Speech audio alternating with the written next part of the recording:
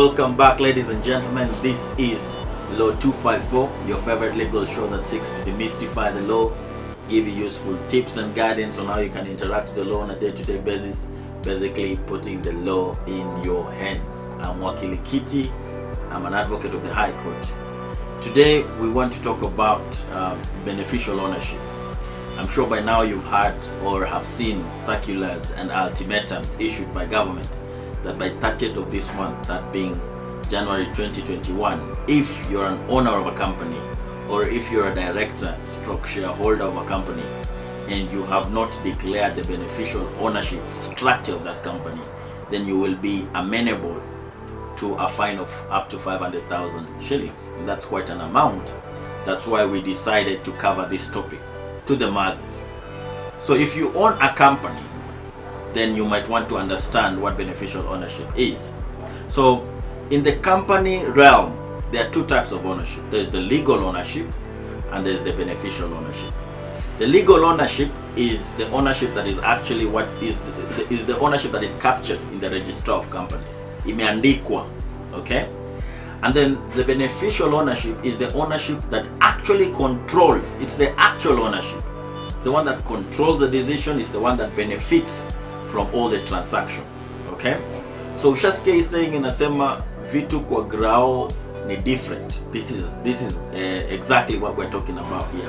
That you could be the owner in the books, but not the owner that draws the profits, not the owner that has a say, not the owner that has the most votes, not the owner that can appoint and remove directors.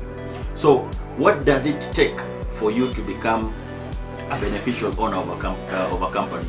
For you to become a beneficial owner of a company, you need to control a substantial amount of the relevant interest of the company. Not a substantial amount, but a threshold amount according to the law, that being 10%. So you need the relevant interests of a company include the shares, the quantum of shares, the rights to vote, the powers to appoint and remove directors, and the say that you have in the financial or the financial policies of the company. So if you have at least 10% direct influence in this what we call relevant interests of the company, then you should be a beneficial owner.